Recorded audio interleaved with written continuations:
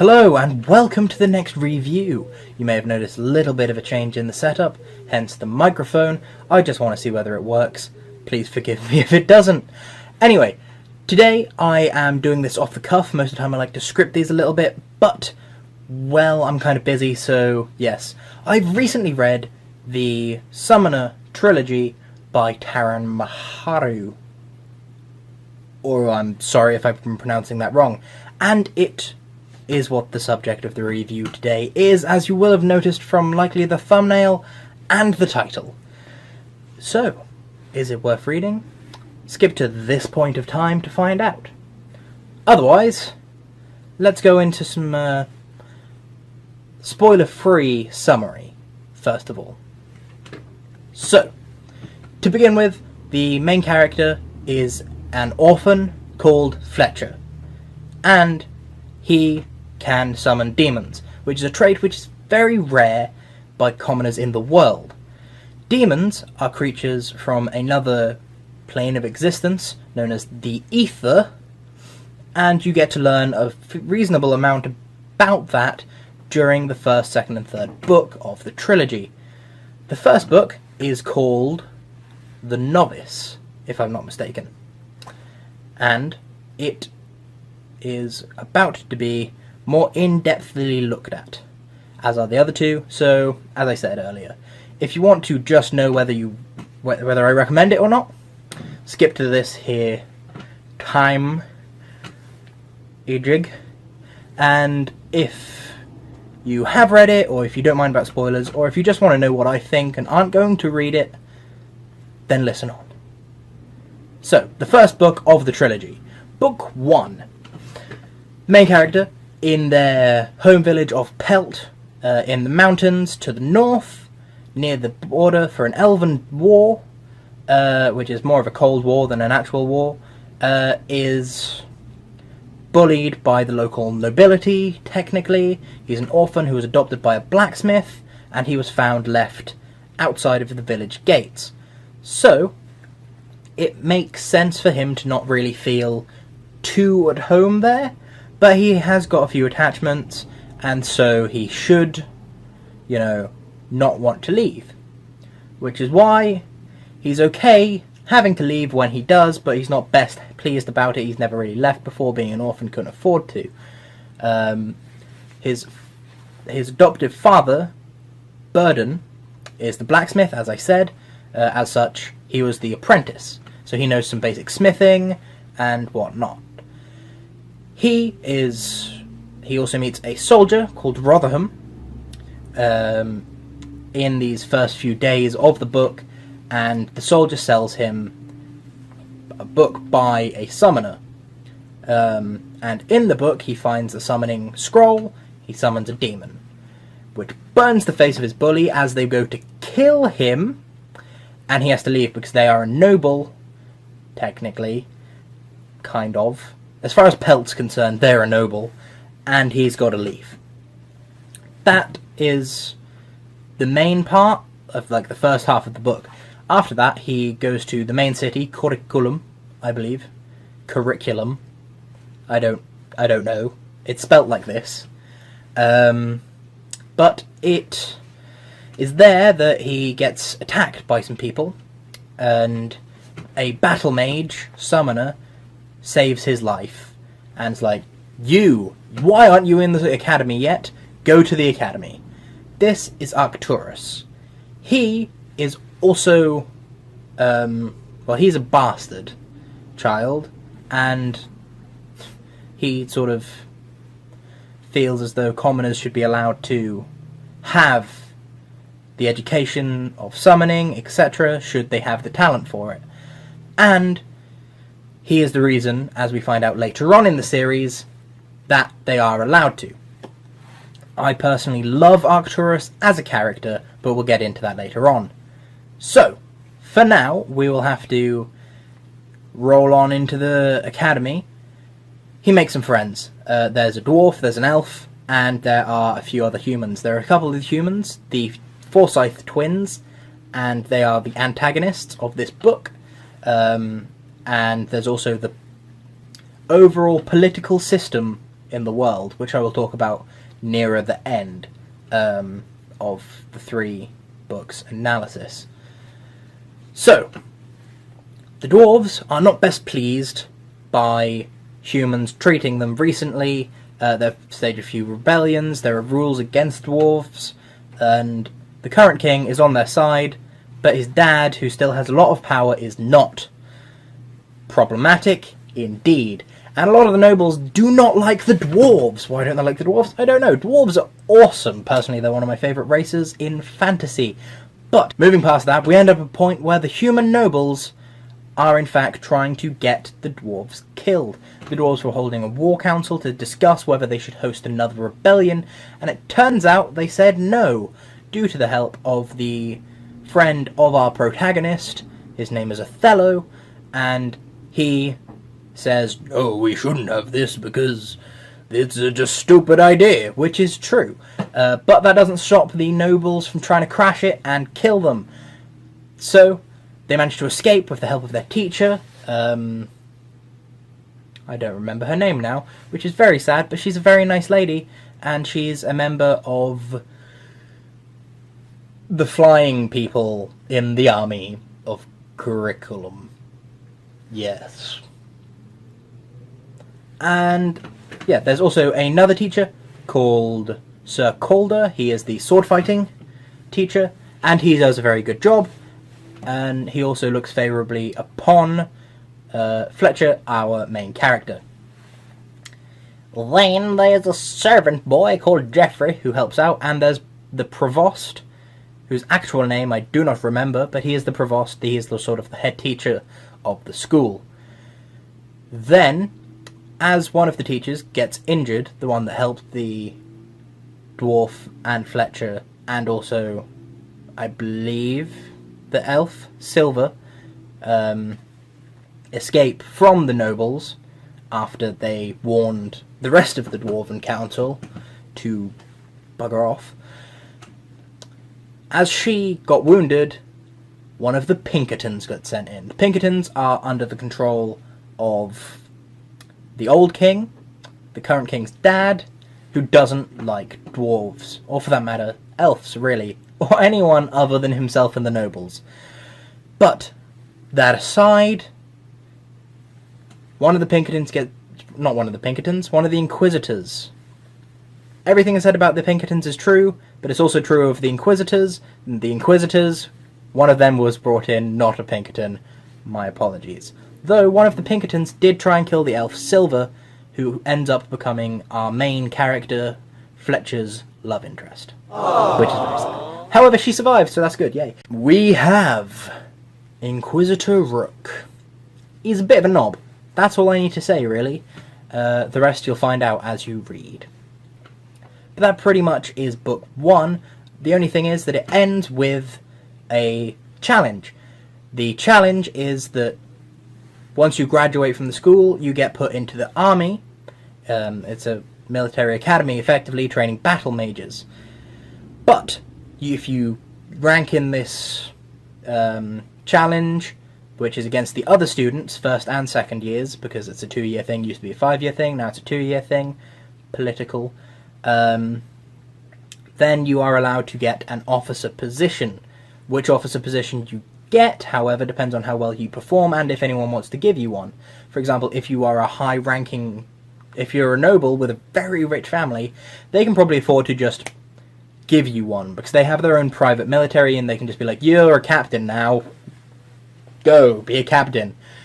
However, if you are a commoner, there are prize ranks allowed.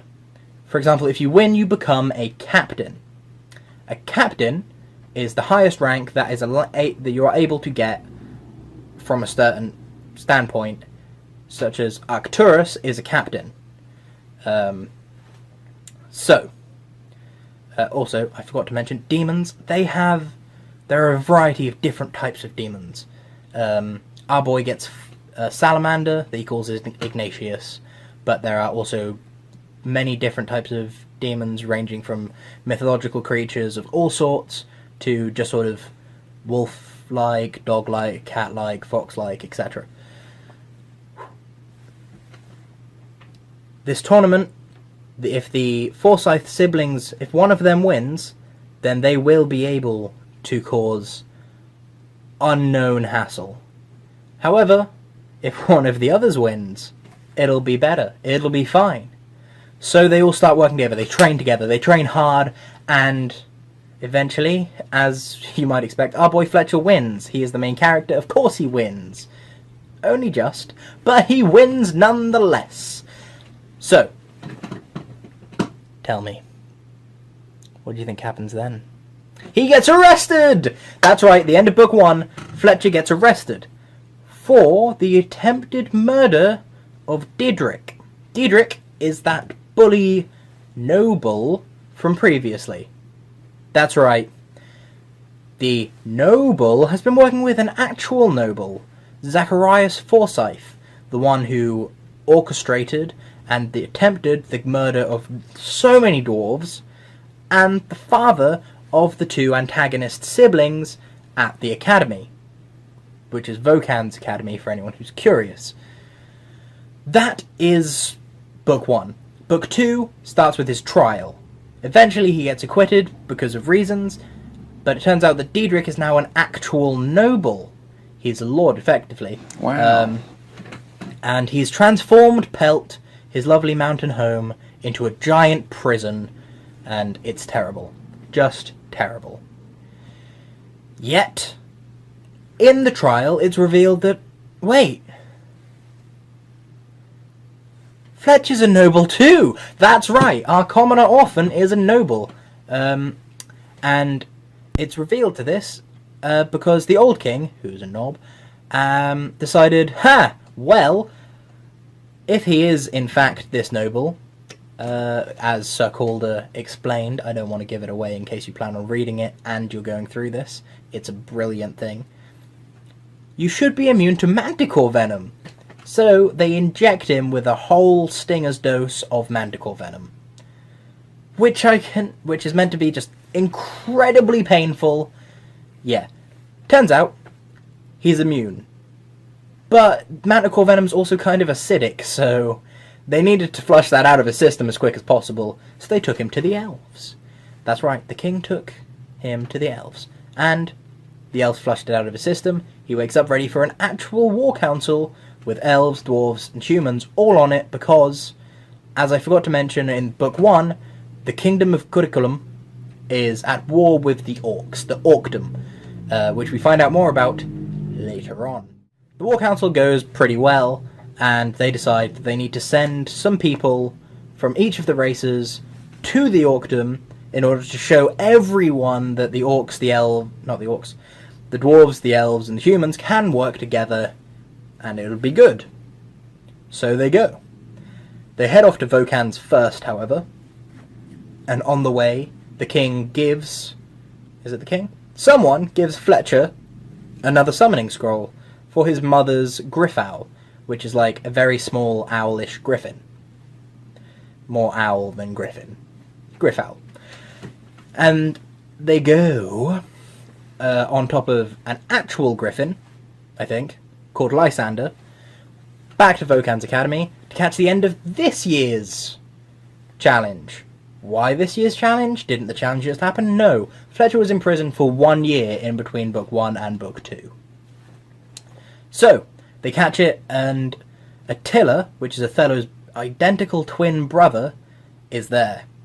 And so is a secondary dwarf, because Othello was the first dwarf to be allowed to study at Vokan's.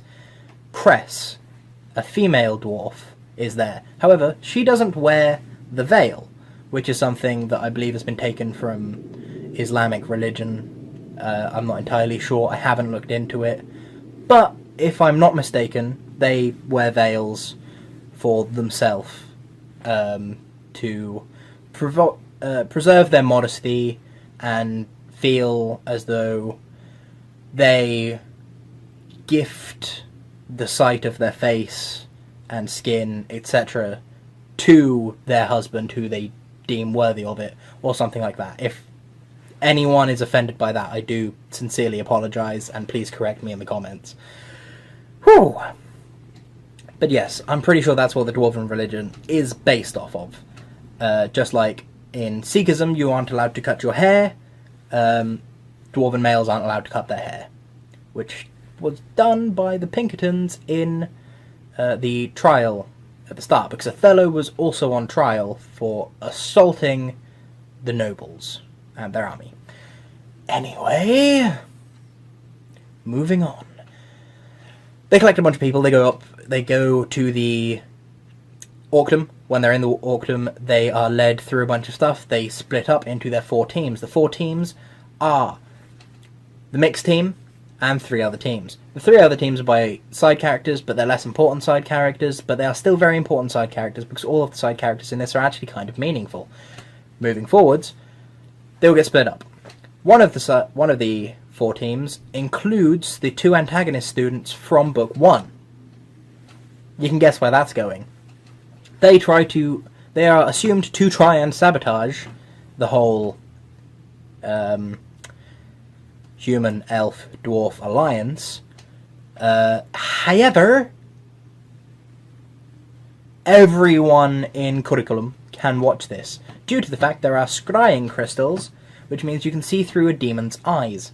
And they found a bunch of them and attached them to 4 sponsor demons, which will go with the teams to help out, but also to be eyes. But you can't hear through them. Very important. Geoffrey, the servant from Book 1, leads our team. He is now partially an alchemist. He spent the last year learning alchemy from a kind of crazy old lady, and they have healing potions, mana potions, and some weird yellow potions that they don't actually take with them, I don't think. But yes, they have healing and mana potions now, which I thought was brilliant. They go there, they get right royally messed up. Fletcher gets shot by 2 crossbow bolts, and Cress is the only one who takes the crossbow with her. There's Cress, Othello, Silver, Fletcher, and Geoffrey as one team. Maybe with someone else, but I think it's just them. I don't know. But yes, they go together, and Cress has blue-tipped crossbow bolts to show they are blue team. And 2 blue-tipped crossbow bolts go right into Fletcher as he's alone. No one sees where it came from. Managed to pull them out.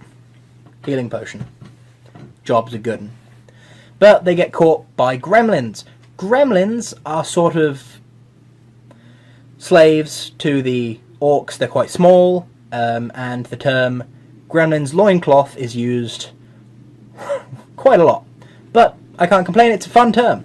And yes, they get caught, and it turns out the gremlins are not a fan of being used by the orcs, other than Mother. That's right, there's an orc called Mother. Mother teaches them to speak English, I suppose, curriculumese? Human. Mother teaches them to speak human, which is great. Well, potentially Mother got taught to speak human by one of them. I don't remember, but we'll get to the people learning to speak human. And they are going to attack the orcs as well, so they help Fletcher and co. get there. But they do mention, when you're in, you're on your own. They go in, they go to the temple, which is a very big religious place, and what do you know? Today's the only day that people really actually go in the temple other than the shamans. And the shamans, you know, there's not a great deal of them. But still, they run in, they fly, they hide in the top of a thing and see orcs go into the ether and come out. But the ether's meant to be poisonous. So how do they succeed at this? Well, it turns out, in the ether, there are plants that grow, and that's what the yellow potions would have been. That would have meant you can survive in the ether for about 5 hours. But instead they just managed to find some more petals, like a bunch of bags full, and eat them, as their mission was to go in, destroy some goblin eggs, and rescue a noblewoman. They do both of those things. Some people die, and yeah, it's all framed on Cress. Silver loses her demon, which is a very painful thing to happen, and that's terrible and very sad. But they end up in the ether. There's a lot of panicking. Lots of stuff go on. They find a Zaratan, which is a giant turtle-like demon, which befriends them, and they swim away, and then eventually they end up at a volcano. Well, Fletcher and Silver do. And Ignatius goes into the lava in the volcano. Ignatius is Fletcher's salamander, in case you forgot. And comes back out as a drake, which is a small horse-sized winged lizard.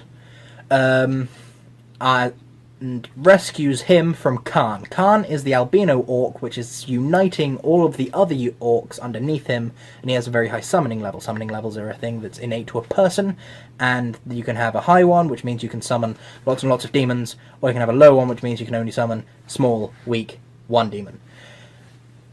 Moving forward, because I'm running out of time on my recording, they escape, and there are problems.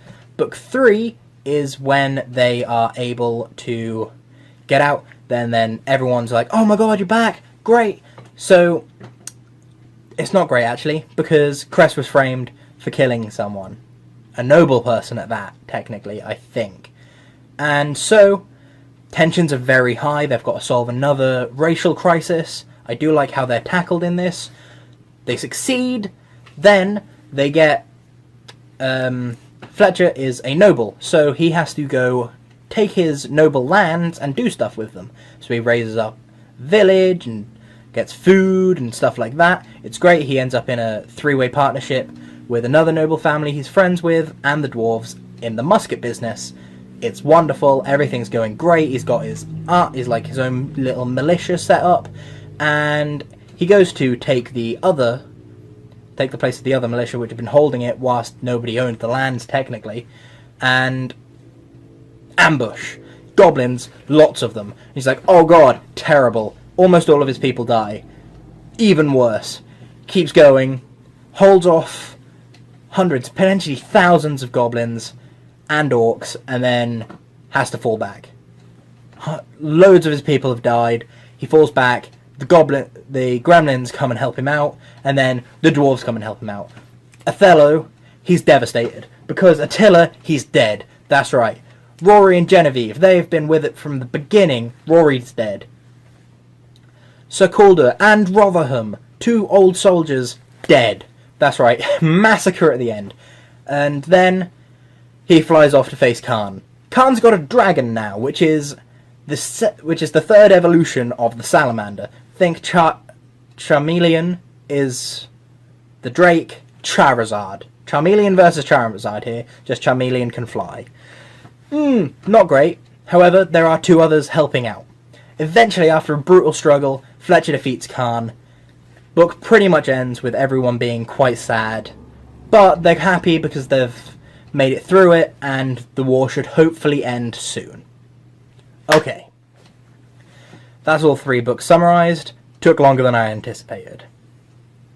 Would I recommend this book? Yes, I would. The political structure is phenomenal. It's very well defined. I could understand it, and I do not really like or do politics. So, yeah, there's that. And furthermore, there's the fact that the demonologies at the end of each book are great. The characters are in depth enough, but not too much, because they're quite short books. And then the general world feels like a proper world. The only thing is there are maps at the beginning which do tend to lack small villages, but I know many maps wouldn't have actually had small villages marked on them from the times period that most fantasy work is set in. So what would I give it out of 6 Pokeballs? Personally, I would give it a 5 out of 6 Pokeballs. Dead on 5. Why 5? Well, I would give it 5 because the story itself is phenomenal. The writing quality is, it's not bad, it's pretty good. It inspired me to do some writing, so I can't complain. And then characters are great, and just the politics of it all. They deal with racial issues, with diversity and whatnot. They deal with other stuff, such as food supplies, money, and the corruption that comes from money and capitalism. Then there's the class divide. all of these things get explored in these books, but not in a like head-on, in-your-face kind of way. No, it's part of the story, as opposed to something that's just been tagged on the end, which I personally think would definitely ruin it. So, that's that. And, yeah. Let me know what you think after you've read them. If you like this style with the microphone and whatnot, let me know. And I'm almost out of memory. So, go, enjoy a good read, and come back to me. I may do one on the prequel, but we'll see. But until then, catch you cats on the flip-flop. Goodbye.